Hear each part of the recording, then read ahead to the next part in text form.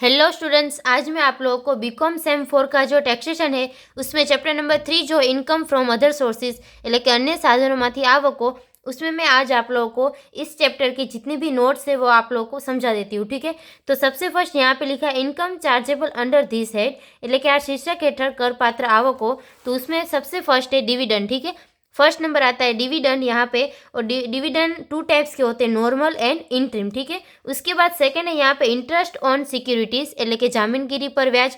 तो उसमें 2 है यहाँ पे गवर्नमेंट सिक्योरिटीज और यहाँ पे कॉमर्शियल सिक्योरिटीज। ठीक है, तो आप लोगों को जब भी गवर्नमेंट सिक्योरिटीज बोला है तो उसमें नेवर ग्रोसिंग अप, यानी कि इसमें ग्रोसिंग अप नहीं करना है। वो ग्रोसिंग अप हम लोग कैसे करते वो भी मैं आप लोगों को आगे समझाऊंगी। ठीक है, उसके बाद यहाँ पे लिखा है कि टोटली टैक्स फ्री और टैक्सेबल स्लेस टैक्स फ्री। ठीक है, और यहाँ पे आप लोग को एक बात याद रखनी है कि टोटली टैक्स फ्री है એટલે કે कर मुक्त हसे, तो उसमें आप लोगों को कौन कौन से इसमें आते टैक्स फ्री में, तो यहाँ पे लिखा है as per list given on page number 174, यानी कि इंग्लिश मीडियम की जो टैक्सेशन की सेम 4 की बुक है उसमें पेज नंबर 174 पे जो लिस्ट दी है, और गुजराती मीडियम की बुक में पेज नंबर 187 है। इसमें जो लिस्ट दी गई है वो आप लोग को याद रखनी होगी।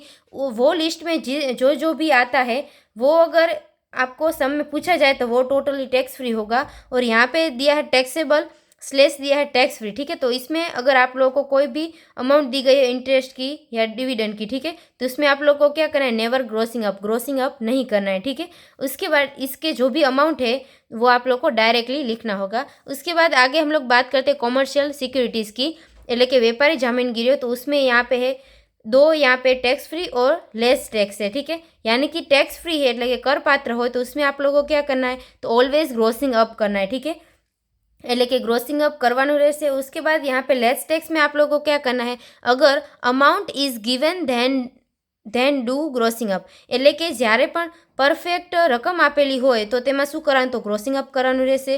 और आगे यहाँ पे है if principal amount and rate of interest is given direct by find gross amount. ठीक है, એટલે કે જ્યારે અમુક રકમ અને એના ટકા ડિવિડન્ડ કે વ્યાજ આપેલું હોય તો જે फॉर एग्जाम्पल यहाँ पे 15,000 का 10% आप लोगों को बोला जाए तो यानी कि 1500 हम लोगों को मिलेगा। तो 1500 जो होगा वो डायरेक्ट हमारा ग्रोस अमाउंट होगा। ठीक है, उसमें आप लोगों को ग्रोसिंग अप नहीं करना है।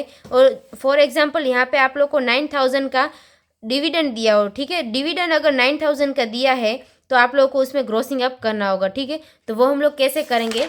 उसके बाद आगे यहाँ पे थर्ड नंबर का है कैजुअल इनकम એટલે કે આકસ્મિક આવકો થશે। તો उसमें यहाँ पे 30% टीडीएस ऑन कैजुअल इनकम એટલે કે જે આકસ્મિક આવકો હોય તેની ઉપર 30% टीडीएस હોવો જોઈએ।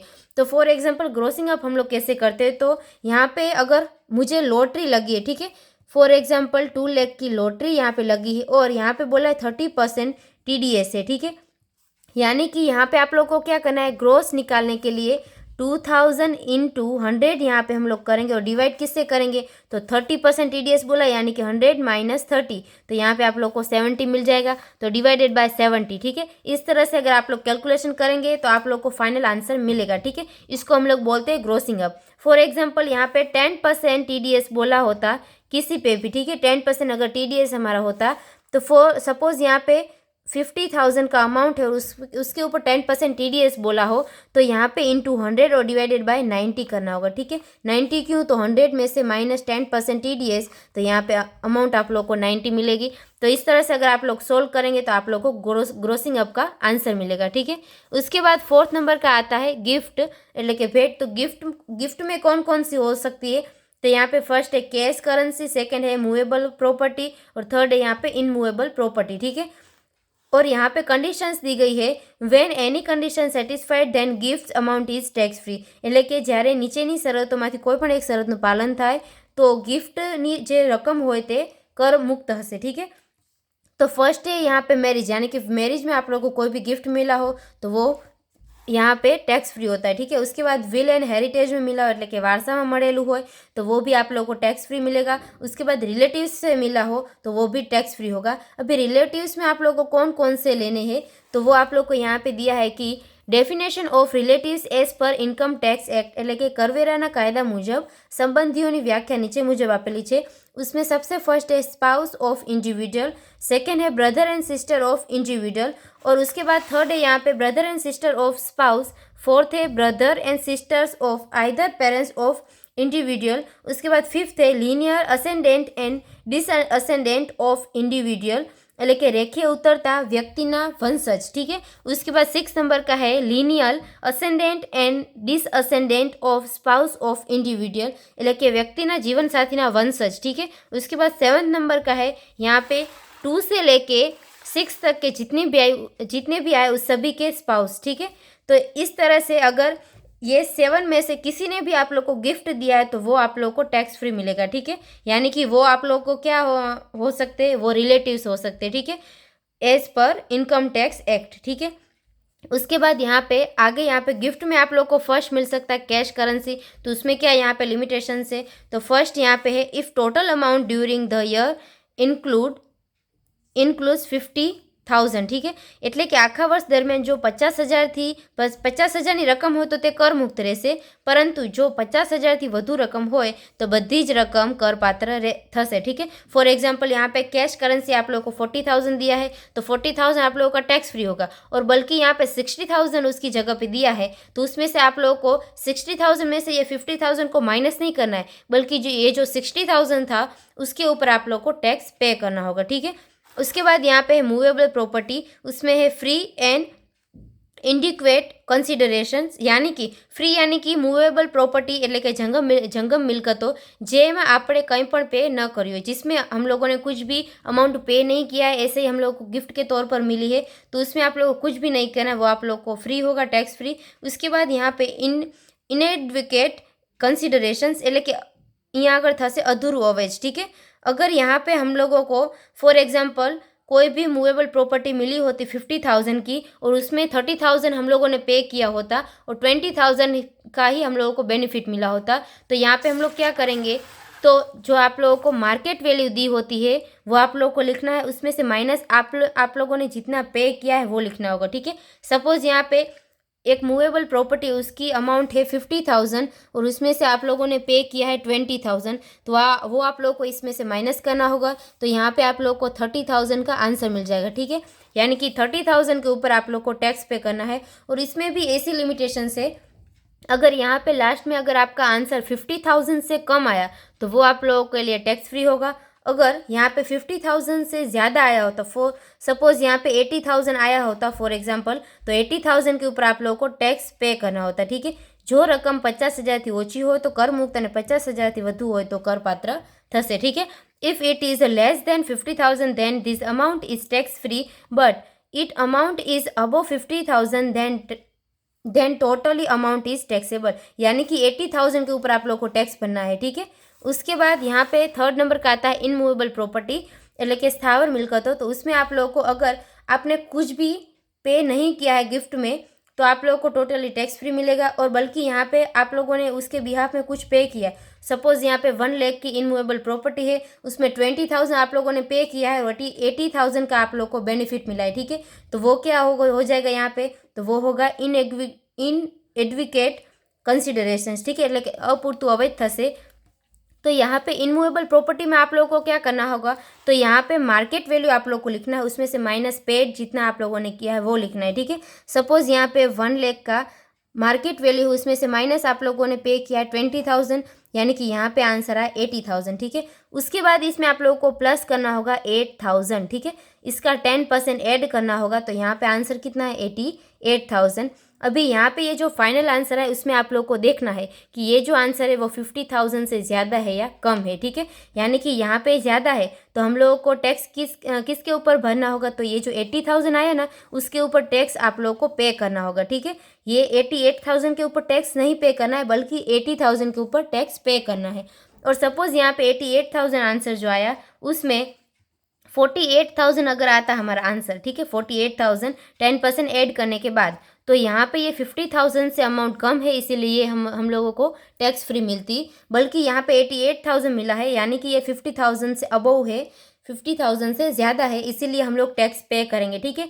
तो ये जो अमाउंट है 88,000 इसके ऊपर पे नहीं करना है, बल्कि 80,000 के ऊपर पे करना है, ठीक है। उसके बाद यहाँ पे आगे 5th नंबर का आएगा डायरेक्टर सिटिंग्स फी, એટલે કે डायरेक्टરની सिटिंग फ़ी, वो भी यहाँ पे इनकम फ्रॉम अदर सोर्सेस में आता है। उसके बाद 6 नंबर का है एग्रीकल्चर ફ્રોમ ઇન ઇન્ડિયા એક્ઝેમ્પ્ટ है, ठीक है, એટલે કે ખેતી લાયક અહીંયા આગળ આવક થશે તો वो अगर भारत में होए, ये अगर एग्रीकल्चर इनकम हमारी हुई है और वो इंडिया में हुई है तो वो एग्जेम्प्ट है, એટલે કે कर मुक्त થશે। और यहाँ पे एग्रीकल्चर फ्रॉम इन फॉरेन, ठीक है, એટલે કે जो खेती लायक आवक थई हो विदेश में तो वो यहाँ पे टैक्सेबल यानी कि करपात्र थશે, ठीक है। उसके बाद 7th नंबर का है रॉयल्टी और लास्ट में 8th नंबर का है एक्सप्लेन्ड कैश, ठीक है, એટલે કે खुलासा वगरनी रोकड़। तो उसमें क्या है, वो फुल्ली टैक्सेबल यहाँ पे है। और बल्कि ब्रैकेट में ऐसा लिखा है कि if already tax paid then its amount deducted then so real amount in column, ठीक है। यानी कि यहाँ पे सपोज आप लोग को एक्सप्लेड એટલે કે खुलासा वगरनी रोकड़ यहाँ આગળ આપેલી હોય 8 लाख, ठीक है। यहाँ पे 8 लाख की आप लोगों को कैश दी होती और ब्रैकेट में ऐसा बोला होता कि यहाँ पे 60,000 के ऊपर हम लोगों ने टैक्स पे कर दिया है, ठीक है। तो यानी कि 8 लाख में से आप लोग को 60,000 लेस करना होता और यहाँ पे ये जो 7,40,000 आता वो बाहर की कॉलम में आप लोग को लिखना होता, ठीक है। उसके बाद लास्ट में यहाँ पे है इस तरह से कि बैंक इंटरेस्ट अगर हम लोग पे कर रहे हैं, ठीक है, એટલે કે बैंक ने ब्याज चुकवता होइए तो वो आप लोगों को यहाँ पे एग्जेम्प्ट मिलेगा कि नहीं, ठीक है। और यहाँ पे अगर डिविडेंड है तो आप लोग को allowed up to 20% of dividend received, એટલે કે જેટલું અહીંયા આગળ डिविडेंड મળી હોય તેના 20% સુધી જ कर मुक्त થશે, ठीक है। यानी कि 20% ही हम लोगों को अलाउंस मिलेगा। उसके बाद अगर इंटरेस्ट की हम लोग बात करें तो इंटरेस्ट में क्या है तो फुल्ली अलाउड, એટલે કે અહીંયા આગળ પૂરેપૂરું कर मुक्त થશે। इसमें कोई भी लिमिट नहीं है कि कितने लिमिट तक हम लोगों को रखना है, ठीक है। उसके बाद यहाँ पे 2nd नंबर का है कलेक्शन चार्जेस, એટલે કે ઉઘરાણી માટેનો જે ખર્ચ હોય છે तो उसमें आप लोगों को यहाँ पे अलाउंस कितना मिलेगा तो नॉट अलाउड, ठीक है। यहाँ पे नॉट अलाउड लिखा है એટલે કે તે અહીંયા આગળ पूरेपूरू कर पात्र થશે, ठीक है। यहाँ पे आप लोगों को कोई भी बेनिफिट इसका नहीं मिलेगा।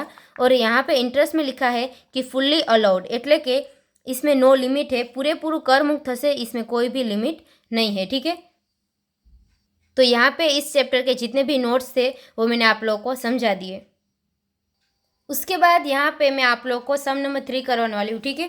तो यहाँ पे इस समय ऐसा बोला गया है कि Shri Jagdish Mathur is an Indian citizen and ordinary residence prepare a statement showing his taxable income from the other sources from the details of his income for the year 2022-23 given below। यहाँ पे दिया है फर्स्ट है he has received on 15 April 2022 the total accumulated amount rupees 6,80,000 from unrecognized provident fund of which the employer contributions was 2,80,000 and interest thereon was 60,000. He had retired on 31st March 2022 and the employer and employee were contribute equally to unrecognized PF, ठीक है। એટલે કે તેનું ગુજરાતી અહીંયા આગળ થશે કે તારીખ 14/4/2022 રોજ अन्य अमान्य प्रोविडंट फंडनी एकत्र थયેલ रकम 6,80,000 મળી હતી, જે પૈકી માલિકનો ફાળો 2,80,000 હતો અને તેના પરનું વ્યાજ 60,000 હતું, ठीक है। તેઓ 31/3/2022 રોજ નિવૃત્તિ મેળવી હતી અને અમાન્ય પ્રોવિડન્ટ ફંડમાં માલિક તથા કર્મચારીનો સરખા પ્રમાણમાં ફાળો આપતા હતા, ठीक है। तो यहाँ पे आप लोगों को क्या करना होगा तो आप लोगों को ऑलरेडी दिया है कि जो एम्प्लॉय है यानी कि यहाँ पे जो ओनर है मालिक जो है वो खुद जो कंट्रीब्यूशन कर रहा है 2,80,000 का और उसके ऊपर जो इंटरेस्ट है 60,000 का वो यहाँ पे सैलरी के हेड में इंक्लूड होता है, ठीक है। यहाँ पे अदर सोर्सेस में नहीं आता है, बल्कि अदर सोर्सेस में क्या आएगा तो जो खुद का एम्प्लॉयर का जो खुद का है 60,000 का, ठीक है। એટલે કે અહીંયા આપેલું છે કે તેનું ગુજરાતી થશે કે જે કર્મચારીનો પોતાનું જે છે कर्मचारी ने जो पोतानो यहाँ अगर ब्याज आपेलू है 60,000, ठीक है, वो यहाँ पे टैक्सेबल होगा। तो यानी कि यहाँ पे आप लोग को लिखना होगा 60,000 का, ठीक है, इंटरेस्ट। यहाँ पे मैं सिर्फ इंटरेस्ट लिख रही हूँ, आप लोग को फुली लिखना होगा। यहाँ पे ये जो इंटरेस्ट लिखा है वो किसका है तो एम्प्लॉय का, ठीक है, एम्प्लॉय का हो जाएगा। उसके बाद यहाँ पे आगे 2nd नंबर का दिया है agriculture income from land in UP, यानी कि उत्तर प्रदेश में है, એટલે કે उत्तर प्रदेश में स्थित खेती जमीन माथी आवक, ठीक है। तो यहाँ पे एक बात आप लोग को ध्यान रखनी है कि जितनी भी इन्फॉर्मेशन दी गई है उसकी एंट्री यहाँ पे करनी होगी। अगर वो टैक्स फ्री है तो बाहर की कॉलम में आप लोगों को कुछ भी नहीं लिखना है, ठीक है। तो यहाँ पे हम लोग लिखेंगे एग्रीकल्चर यूपी में हुई है, ठीक है। अमाउंट है यहाँ पे 5500, तो वो यहाँ पे टैक्स फ्री होगी, क्यों? क्योंकि इंडिया के अंदर है इसीलिए। तो अंदर आप लोगों को 5500 लिखना होगा और बाहर आप लोगों को कुछ भी नहीं लिखना है, यानी कि नील करना होगा, ठीक है। उसके बाद थर्ड नंबर का यहाँ पे prize from crossword puzzles, ठीक है, એટલે કે શબ્દકોશની હરીફાઈનું ઇનામ મળ્યું છે 5500, ठीक है। तो वो भी यहाँ पे टैक्सेबल हो जाएगा। तो यहाँ पे मैं लिख रही हूँ कि प्राइस सिर्फ पजल लिख रही हूँ, ठीक है। आप लोगों को फुल्ली लिखना होगा पजल्स में 5500। उसके बाद आगे यहाँ पे एग्रीकल्चर, जो यहाँ पे एग्रीकल्चर इनकम हुई है वो है 60,000 की, ठीक है। तो यहाँ पे हम लोग 60,000 लिखेंगे। उसके बाद आगे फोर्थ नंबर का है interest received on government securities, ठीक है। એટલે કે અહીંયા થશે કે સરકારી જામીનગીરીઓ પર મળેલ વ્યાજ, ठीक है, वो है 1800। तो वो यहाँ पे अगर गवर्नमेंट सिक्योरिटीज़ है, એટલે કે सरकारी जामीनगिरी हो, तो उसमें आप लोगों को क्रॉसिंग अप नहीं करना है, ठीक है। तो यहाँ पे आप लोगों को सिर्फ इतना लिखना होगा कि इंटरेस्ट ऑन गवर्नमेंट सिक्योरिटीज़, उसमें आंसर आएगा 1800, ठीक है। ये हो गया हमारा टैक्सेबल। उसके बाद फिफ्थ नंबर का है interest received on tax free commercial securities, और रेट यहाँ पे TDS का दिया है 10% और अमाउंट दिया है 3600, ठीक है। तो यहाँ पे TDS 10% दिया है, यानी कि इसका हम लोग कैलकुलेशन किस तरह से करेंगे, तो आप लोग को यहाँ पे लिखना होगा इंटरेस्ट ऑन कॉमर्शियल सिक्योरिटीज़, और ब्रैकेट में हम लोग कैलकुलेशन किस तरह से करेंगे, तो 3600 इंटू 100, और डिवाइड हम लोग किससे करेंगे, 90 से करेंगे। 90 क्यों, तो 100 में से हम लोग माइनस यहाँ पे 10% करेंगे, ठीक है। तो यानी कि इसको अगर हम लोग सॉल्व करेंगे तो हम लोग को यहाँ पे आंसर मिलेगा 4000, ठीक है। तो वो आप लोगों को लिखना होगा 3600 इंटू 100 डिवाइडेड बाई 90, तो हम लोग को 4000 मिल गया, ठीक है। उसके बाद आगे यहाँ पे 6 नंबर का ऐसा बोला गया है कि amount of third prize received from participating in motor car race, ठीक है, એટલે કે મોટર કાર રેસમાં પાર્ટિસિપેટ કરવા બદલ તેમને અહીંયા આગળ રકમ મળેલું છે, इनाम મળેલું છે, वो है 50,000 का, ठीक है। तो वो भी आप लोग को यहाँ पे लिखना होगा कि मोटर कार रेस अमाउंट है 50,000 का, ठीक है। उसके बाद आगे यहाँ पे 7th नंबर का है लोन इज कार्ड गेम्स, ठीक है, वो है 20,000 का। એટલે કે તેનું અહીં આગળ ગુજરાતી થશે કે तीन पत्तीની રમતમાં થયેલ નુકસાન, ठीक है। तो यहाँ पे लॉस दिया गया है कार्ड्स गेम का, ठीक है, એટલે કે પત્તાનો નુકસાન આપેલું છે। तो वो अभी यहाँ पे अगर इसमें कुछ भी हमारी इनकम होती तो उसमें से ये लॉस जो है वो हम लोग माइनस करते, और अगर इसमें कुछ भी इनकम हम लोगों को नहीं दी है, यानी कि ये लॉस हम लोग यहाँ पे इनकम फ्रॉम अदर सोर्सेज में नहीं ले सकते, ठीक है। यहाँ पे हम लोगों को कहीं पे भी रिटर्न ऑफ करने का मौका नहीं मिलेगा, ठीक है। उसके बाद 8th नंबर का interest on deposits in foreign companies in dollars and it's rupees value was 3500, ठीक है, यानी कि ये डिपॉजिट्स हुई फॉरेन की, ठीक है। तो यहाँ पे आप लोग को लिखना होगा interest on deposit in foreign, ठीक है, એટલે કે વિદેશમાં તેનું ગુજરાતી થશે કે વિદેશી કંપનીઓમાં મૂકેલી ડિપોઝિટ પર વ્યાજ મળ્યું છે જેનું રૂપિયાનું મૂલ્ય છે 3500, ठीक है। तो 3500 आप लोग को यहाँ पे इस तरह से लिखना होगा। उसके बाद आगे यहाँ पे 9th नंबर का दिया है remunerations received for working as a जज इन ध ब्यूटी कॉन्टेस्ट, ठीक है, એટલે કે सौंदर्य स्पर्धाના निर्णायक तरीके सेवाओं આપવા બદલ મળેલ મહેનતાણું, ठीक है, 25,000 का यहाँ पे है, ठीक है, 25,000। तो वो भी यहाँ पे टैक्सेबल हो जाएगा। तो मैं सिर्फ यहाँ पे रेम्यूनरेशन लिख रही हूँ, आप लोगों को फुल्ली लिखना होगा, ठीक है। रेम्यूनरेशन है यहाँ पे 25,000। उसके बाद आगे यहाँ पे इंटरेस्ट ड्यू ऑन किसान विकास पत्र एंड इंदिरा विकास पत्र ड्यूरिंग ध previous year was 16,425 and 8,640 respectively, ठीक है। એટલે કે તેનું ગુજરાતી થશે કે કિસાન વિકાસ પત્ર અને ઇન્દિરા વિકાસ પત્ર પર પાછલા વર્ષનું લેણું થયેલ વ્યાજ अनुक्रमे આપેલું છે, ठीक है। तो यहाँ पे ये भी हमारा टैक्सेबल हो जाएगा। तो यहाँ पे आप लोगों को लिखना होगा कि मैं सिर्फ यहाँ पे KVP लिख रही हूँ, और यहाँ पे इंदिरा के लिए यहाँ पे IVP लिख रही हूँ, ठीक है। तो यहाँ पे 16,425 और यहाँ पे अमाउंट दी गई है 8,640। उसके बाद यहाँ पे आगे आप लोगों को दिया गया है कि 11th नंबर का है यहाँ पे, वो हम लोगों ने 11th नंबर का है remuneration received for working as a examiner in university exams, ઠીક છે. તો यहाँ पे તેનું ગુજરાતી થશે તેનું યુનિवर्सिटी परीक्षाની उत्तरवहियों तपासवा बदल मॉडल मेहनताणु 24,000, ठीक है. 24,000 आप लोग को दिया है तो वो भी यहाँ पे टैक्सेबल हो जाएगा, ठीक है. तो यहाँ पे आप लोग को लिखना होगा रेम्यूनरेशंस ऑन, यहाँ पे आप लोग को लिखना होगा वर्किंग इन एग्जामिनेशंस, ठीक है. वो आएगा 24,000. उसके बाद आगे यहाँ पे 12 नंबर का दिया है interest on saving bank account, एटले के सेविंग बैंक बचत खाता पर ब्याज मळ्युं छे 1480, ठीक है. वो भी यहाँ पे टैक्सेबल हो जाएगा, यानी कि यहाँ पे हम लोग लिखेंगे interest on saving bank account, ठीक है. वो आएगा 1480. उसके बाद आगे यहाँ पे 30 नंबर का आप लोग को दिया है interest earn on post office saving bank accounts jointly held with his spouse, ठीक है. तो यानी कि यहाँ पे मैंने आप लोगों को जो नोट्स लिखवाए, जो नोट्स आप लोगों को बताया, उसमें आप लोगों को मैंने बोला है कि पेज नंबर 174 में जो आप लोग को लिस्ट दी गई है, वो लिस्ट में उसमें लिखा हुआ है कि पोस्ट ऑफिस में यहाँ पे जो भी हम लोगों ने सेविंग बैंक अकाउंट खुलवाया है उसमें एक के लिए हम लोगों को 3,500 और 2 के लिए यहाँ पे हम लोगों को कुछ लिमिट तक हम लोगों को एग्जेम्प्ट मिलता है, ठीक है. यानी कि यहाँ पे दोनों साथ में जॉइंटली है, इसीलिए 7,000 तक हम लोगों को एग्जेम्प्ट मिलता है, ठीक है. तो यहाँ पे 6,450 अमाउंट दिया है तो वो तो एग्जेम्प्ट हो जाएगा. तो आप लोग को यहाँ पे एंट्री तो दिखानी होगी, ठीक है. Post office saving fund saving account, ठीक है.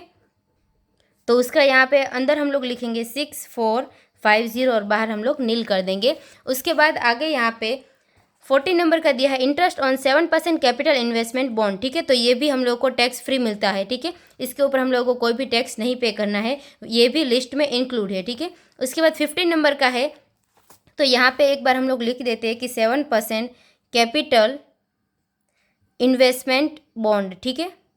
अमाउंट यहाँ पे दिया गया है 21,000, वो बाहर हम लोग नील कर देंगे. उसके बाद आगे 15 नंबर का है debenture interest received from Indian companies TDS, यहाँ पे है 10% का, ठीक है. तो यहाँ पे हम लोग क्या करेंगे, तो सबसे फर्स्ट एंट्री कर देते हैं डिबेंचर्स इंटरेस्ट, ठीक है, એટલે કે डिबेंचर पर ब्याज. तो उसमें यहाँ पे TDS दिया है, तो इसका हम लोग कैलकुलेशन किस तरह से करेंगे, तो 13,500 आप लोग को लिखना होगा इंटू 100 और डिवाइड हम लोग किससे करेंगे, तो 90 से. यहाँ पे TDS आप लोग को 10% दिया है, तो यानी कि डिवाइड हम लोग 90 से करेंगे. तो 13,500 इंटू 100 डिवाइडेड बाय 90, तो हम लोग को 15,000 आंसर मिला, ठीक है. तो वो हम लोग यहाँ पे लिखेंगे 15,000. उसके बाद आगे यहाँ पे 16 नंबर का दिया है income from royalty after deducting expenses, ठीक है. એટલે કે તેનું ગુજરાતી થશે કે રોયલ્ટીની આવક આપેલી છે ખર્ચા બાદ કર્યા પછી 7,200ની, ठीक है.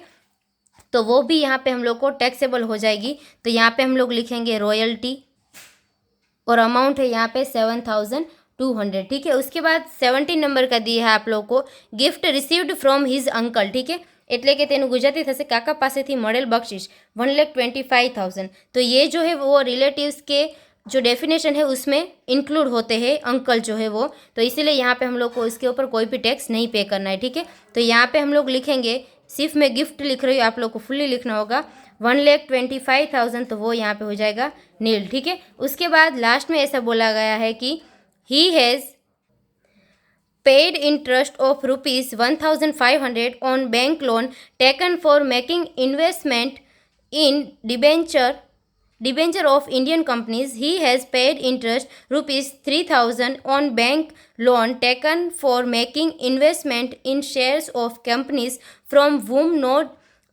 no dividend income in receive, ઠીક છે. તેનું ગુજરાતી અહીંયા આગળ થશે કે જે ભારતીય કંપનીએ ડિબેન્ચર પર વ્યાજ ચૂકવ્યું છે તે ભારતીય કંપનીના ડિબેન્ચર્સમાં રોકાણ કરવા અંગે લીધેલી લોન પર 1,500નું વ્યાજ ચૂકવેલ છે. આ ઉપરાંત જે ભારતીય કંપની પાસેથી ડિવિડન્ડ આવક નથી તે કંપનીના શેરો રોકાણ કરવા અંગે લીધેલી લોન પર 3,000નું વ્યાજ ચૂકવ્યું છે, ठीक है. उसके बाद यहाँ पे है bank commission paid from transferring interest on deposit in foreign companies to Indian 350, ठीक है. એટલે કે તેનું ગુજરાતી થશે વિદેશી કંપનીઓને મૂકેલ ડિપોઝિટનું વ્યાજ ભારતમાં તબદીલ કરાવવા બદલ બેંકને ચૂકવેલ કમિશન છે 350. तो अभी यहाँ पे हम लोग क्या करेंगे, तो फर्स्ट आप लोगों को ये जो 1500 दिया है बैंक लोन का, ठीक है, तो वो इंटरेस्ट वो हम लोग यहाँ पे फुल्ली हम लोग को एग्जेम्प्ट मिल जाएगा, ठीक है। तो यहाँ पे हम लोग लेस में डिडक्शंस में लिखेंगे, फर्स्ट आएगा यहाँ पे इंटरेस्ट ऑन बैंक लोन और अमाउंट यहाँ पे दिया है 1500, ठीक है। उसके बाद यहाँ पे 3000 का दिया है bank loan taken for making investment in share of companies from whom no dividend income is received. तो यहाँ पे आप लोगों को ये 3000 एग्जाम्प्ट नहीं मिलेगा, क्यों? क्योंकि यहाँ पे कंपनी जो है उसने यहाँ पे कोई भी डिविडेंड नहीं दिया है, ठीक है, એટલે કે કોઈ પણ डिविडेंड નથી આપેલું। अगर यहाँ पे डिविडेंड रिसीव्ड हमारा होता तो इसके ऊपर 20% हम लोगों को एग्जाम्प्ट मिलता, ठीक है। और यहाँ पे कुछ भी नहीं डिविडेंड हम लोगों को रिसीव नहीं हुआ है, यानी कि यहाँ पे 3000 का हम लोग को एग्जाम्प्ट नहीं मिलेगा। उसके बाद यहाँ पे आगे लास्ट में दिया है कि 350 का हम लोगों को यहाँ पे कमीशन देना पड़ा है, ठीक है। तो कमीशन जो होता है वो हम लोग को टैक्स एग्जेम्प्ट मिलेगा, ठीक है। तो यहाँ पे मैं सिर्फ कमीशन लिख रही हूँ 350, ठीक है। उसके बाद यहाँ पे आप लोगों को फाइनली टोटल करना होगा, ठीक है। तो यहाँ पे अगर हम लोग टोटल करें तो सबसे फर्स्ट यहाँ पे 60,000 प्लस हम लोग करेंगे 5,500 प्लस 1800 प्लस 4,000 प्लस 50,000 प्लस हम लोग करेंगे 3,500 प्लस 25,000 प्लस 16,480 425 है, प्लस हम लोग करेंगे 8640 प्लस 24,000 प्लस 1480। उसके बाद यहाँ पे आगे हम लोग प्लस करेंगे 15,000 प्लस 7200। तो यहाँ पे आप लोग को आंसर मिलेगा 2,22,545। उसमें से हम लोग माइनस करेंगे 1500 और माइनस 350, तो हम लोगों को फाइनल यहाँ पे आंसर मिलेगा 2,20,695, ठीक है। तो ये जो आप लोग को आंसर मिला वो क्या हो जाएगा, तो वो टैक्सेबल हो जाएगा किस हेड में, तो इनकम फ्रॉम अदर सोर्सेज में ये इनकम जो होगी वो टैक्सेबल हो जाएगी, ठीक है। तो यहाँ पे ये जो सम नंबर 3 था वो कंप्लीट होता है। उसके बाद यहाँ पे मैं आप लोगों को सम नंबर 7 कराने वाली हूँ, ठीक है। तो यहाँ पे इस समय ऐसा बोला गया है कि ए में दिया है फ्रॉम ए करवाने वाली हूँ, ठीक है। तो अभी यहाँ पे दिया है from the following information you are required to compute taxable income of Mr. Rohit under the head income from other sources for the previous year 2022-23, ठीक है। એટલે કે તેનું ગુજરાતીમાં આપેલું છે કે શ્રી રોહિતની પાછલા વર્ષ 2022-23ની નીચેની માહિતી પરથી તેમની અન્ય સાધનોને આવકના શીર્ષક હેઠળ કરપાત્ર આવકની ગણતરી કરો, ठीक है। तो यहाँ पे हम लोग सबसे फर्स्ट इस तरह से टेबल बना लेंगे। ऊपर आप लोग को लिखना होगा कि statement showing taxable income from other sources of Shri Rohit for assessment year 2023-24, ठीक है। એટલે કે તેનું ગુજરાતી અહીંયા આગળ થશે શ્રી રોહિતની અન્ય સાધનોમાંથી આવકની આકારણી વર્ષ 2023-24 માટેની કરપાત્ર आवक दर्शावતું पत्रक, ठीक है। तो यहाँ पे फर्स्ट हम लोग यहाँ पे इन्फॉर्मेशन जो दी गई वो हम लोग लेते जाएंगे, ठीक है। तो फर्स्ट दिया है interest on bank fix deposits, એટલે કે તેનું ગુજરાતી થશે કે बैंक फिक्स डिपॉजिट પરનું વ્યાજ આપેલું છે। यहाँ पे ग्रोस ऑलरेडी आप लोग को दिया है, तो यहाँ पे हम लोग डायरेक्ट लिख देंगे फर्स्ट करके कि इंटरेस्ट ऑन बैंक डिपॉजिट, ठीक है, बैंक फिक्स डिपॉजिट आएगा। तो उसकी अमाउंट दिया है 56,800। उसके बाद यहाँ पे सेकंड नंबर का आप लोग को दिया है कि interest on 7% capital investment bonds, ठीक है। तो ये जो है वो लिस्ट में इंक्लूड होता है, यानी कि ये हम लोग को टैक्स फ्री मिल जाएगा। तो आप लोग को यहाँ पे लिखना होगा कि इंटरेस्ट ऑन 7% कैपिटल इन्वेस्टमेंट, ठीक है, इन्वेस्टमेंट बॉन्ड्स, और अमाउंट यहाँ पे अंदर आप लोग को लिखना होगा 5,000 और बाहर आप लोगों को नील कर देना है। उसके बाद थर्ड नंबर का है interest on port trust bonds, એટલે કે તેનું ગુજરાતી થશે કે પોર્ટ ટ્રस्ट बॉन्ड પરનું વ્યાજ છે, तो वो भी यहाँ पे हम लोग को टैक्सेबल हो जाएगा, ठीक है। तो यहाँ पे आप लोग को लिखना होगा interest on port trust bond, amount आ जाएगी यहाँ पे 2,500। उसके बाद फोर्थ नंबर का दिया है interest received on 7.5% of debenture of Kashish limited, ठीक है। तो यहाँ पे आप लोग को क्या करना होगा, TDS दिया है 10%, ठीक है, यानी कि यहाँ पे डिबेंचर्स के ऊपर जो हम लोगों को इंटरेस्ट मिला है 9,000 का, तो यहाँ पे फर्स्ट हम लोग लिख देते हैं कि 7.5% डिबेंचर ऑफ कशिश लिमिटेड, ठीक है। ब्रैकेट में आप लोगों को कैलकुलेशन किस तरह से करना होगा, तो यहाँ पे ये जो 9000 दिया है वो हम लोग लिखेंगे 9000 इंटू 100 करेंगे और डिवाइड हम लोग किससे करेंगे, तो यहाँ पे 10% TDS बोला, यानी कि 100 में से 10 हम लोग माइनस करेंगे तो हम लोग को आंसर मिलेगा 90, ठीक है। तो इसका अगर हम लोग कैलकुलेशन करें तो 9000 इंटू 100 डिवाइडेड बाई 90, तो हम लोग को यहाँ पे 10,000 मिल जाएगा, ठीक है। तो वो आप लोग को बाहर लिखना होगा 10,000। तो इस तरह से हम लोग ग्रॉसिंग अप करेंगे, ठीक है। उसके बाद 5th नंबर का यहाँ पे दिया है लॉटरी इनकम, એટલે કે લોટરીની આવક આપેલી છે, तो उसका भी यहाँ पे हम लोग ग्रॉसिंग अप करेंगे। यहाँ पे आप लोग को लिखना होगा लॉटरी, ब्रैकेट में आप लोग को लिखना होगा अमाउंट दिया है 17,500 इंटू हम लोग 100 करेंगे और डिवाइड किससे करेंगे, तो यहाँ पे TDS आप लोग को 30% दिया है, यानी कि 100 में से अगर हम लोग 30 माइनस करेंगे तो आंसर हम लोग को 70 मिल जाएगा, ठीक है। तो 17,500 इंटू 100 डिवाइडेड बाय 70, तो हम लोग को अमाउंट मिली 25,000, तो वो आप लोग को यहाँ पे लिखना होगा 25,000, ठीक है। उसके बाद आगे यहाँ पे 6 नंबर का दिया है interest on 8% tax free debenture on Kanak limited, ठीक है। और यहाँ पे TDS भी आप लोग को दिया है, यानी कि यहाँ पे आप लोग को क्या करना होगा, तो सबसे फर्स्ट हम लोग इस तरह से एंट्री कर देते हैं कि interest on 8% Kanak debenture of Kanak limited, ठीक है। और ब्रैकेट में आप लोगों को कैलकुलेशन किस तरह से करनी है, तो 13,500 इंटू हम लोग 100 करेंगे और डिवाइड हम लोग किससे करेंगे, तो यहाँ पे 10% TDS बोला है, यानी कि हम लोग डिवाइड 90 से करेंगे, ठीक है। तो यहाँ पे 13,500 इंटू 100 डिवाइडेड बाई 90, तो हम लोग को आंसर मिलेगा 15,000, ठीक है। तो यहाँ पे आप लोग को लिखना होगा 15,000। उसके बाद 7th नंबर का है interest on post office saving saving accounts यहाँ पे दिया है, ठीक है। इन सिंगल नेम दिया है, यानी कि सिंगल के लिए। तो ये जो पोस्ट ऑफिस में आप लोग को ये वो जो मैंने लिस्ट बताई थी उसमें पोस्ट ऑफिस में आप लोग को लिमिट दी गई है 3,500 की, ठीक है। एक के लिए 3,500 और 2 के लिए यहाँ पे 7,000 तक की लिमिट है। तो यहाँ पे इसे 7,000 इनकम हुई है, ठीक है। तो यहाँ पे हम लोग क्या करेंगे, आप लोग को लिखना होगा इंटरेस्ट ऑन POSB अकाउंट्स, ठीक है। ब्रैकेट में आप लोगों को कैलकुलेशन किस तरह से करनी है, तो 4,000 में से माइनस आप लोग को करना है लिमिट, ठीक है। लिमिट कितनी है 3,500 की, तो यहाँ पे हम लोग को आंसर मिलेगा 500 का, ठीक है। इसके बाद यहाँ पे आगे आप लोग को कुछ भी नहीं दिया है, तो यानी कि यहाँ पे हम लोग क्या कर देंगे, टोटल कर देंगे, ठीक है।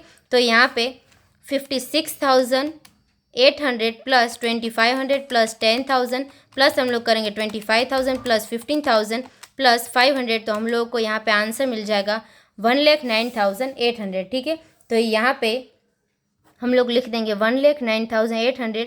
ये जो आंसर मिला वो होगा टैक्सेबल इनकम, और यहाँ पे हेड कौन सा आएगा, तो इनकम फ्रॉम अदर सोर्सेज, ठीक है। तो यहाँ पे ये जो सब नंबर 7 था वो कंप्लीट होता है। I hope you understand and thank you all.